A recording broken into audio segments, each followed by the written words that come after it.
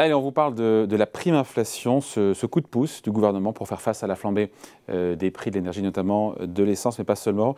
Il se trouve qu'en ce mois de février, cette prime continue à être distribuée aux Français, même si, c'est vrai, la majorité des Français l'a déjà touchée. Bonjour Émilie. Bonjour David. Alors ce coup de pouce risque de coûter cher aux finances publiques parce que pour le coup, certains l'ont carrément touché 2 fois. Alors, on va d'abord rappeler que 38 millions de Français sont concernés par cette prime inflation de 100 euros. Alors, pour la toucher, c'est simple, il suffit d'avoir gagné moins de 2 000 euros net en octobre 2021. Et vous le disiez, David, la plupart des bénéficiaires l'ont déjà reçu par virement en décembre ou en janvier. Et en ce mois de février, il reste encore les retraités qui devraient en principe la recevoir à la fin du mois. Vous avez également les artistes-auteurs, tous les travailleurs indépendants qui n'avaient pas donné leur RIB.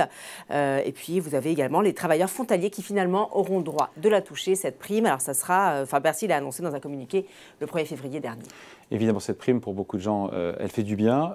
Après, comment expliquer que certains l'aient touchée pour le coup 2 fois? On se dit qu'il y a eu un bug quelque part. Alors, il n'y a pas vraiment eu de bug. On va rappeler que cette prime, elle a été décidée dans l'urgence, vous le savez, à l'automne pour faire face à la hausse fulgurante des prix de l'énergie. Et peut-être que l'exécutif l'a conçue un petit peu vite dans sa loi de finances rectificative du 1er décembre. Il n'avait peut-être pas prévu tous les effets pernicieux de ce dispositif et notamment les doublons. Les doublons, c'est-à-dire, Émilie, les doublons. Alors, ça concerne en fait toutes ces personnes, vous savez, qui cumulent plusieurs statuts. Et en France, on peut dire que c'est assez fréquent, finalement, quand on y regarde de plus près.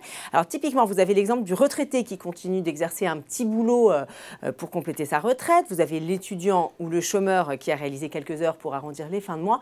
Ou encore le salarié du privé ou du public qui, lui aussi, complète ses revenus avec des missions ponctuelles ou plus régulières, d'ailleurs. Et vous aurez noté, David, que toutes ces personnes ont en commun d'avoir souvent recours au statut d'auto-entrepreneur en plus de leur statut classique pour s'assurer un complément de revenus. Voilà, et comme en fait l'indemnité est versée à chaque fois par un organisme différent, c'est pour ça qu'on se retrouve à toucher 2 fois cette prime. Alors, vous avez par exemple les salariés du privé qui vont recevoir la prime via leur employeur, les étudiants, ce sera via le Crous, les retraités, ça sera via les caisses de retraite, les auto-entrepreneurs via l'URSSAF, je ne vais pas tous vous les citer. Ce qui est sûr, c'est que ces différents organismes, évidemment, ne se checkent pas entre eux, ce qui explique donc cette double prime. Voilà, tout à l'heure, Émilie, vous avez pointé le statut d'auto-entrepreneur.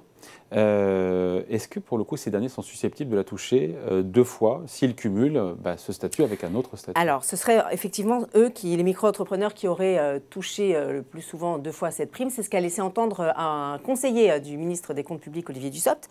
Mais selon lui, cela ne représenterait que quelques milliers de personnes. Vous voyez, l'entourage du ministre minimise, en précisant finalement que ces doublons n'ont pas d'impact significatif sur les finances publiques. Mais bon, dans les faits, c'est difficile de savoir qui a réellement bénéficié de cette double prime, puisqu'on le disait, il n'y a pas de croisement possible entre les fichiers de ces différents organismes. Ouais, Olivier Dussopt qui sera avec nous mardi, on lui posera la question, le ministre en charge des comptes publics. Cet argent donc, qui est indûment, entre guillemets, perçu, pour le coup, est-ce qu'il va falloir le rendre, Émilie?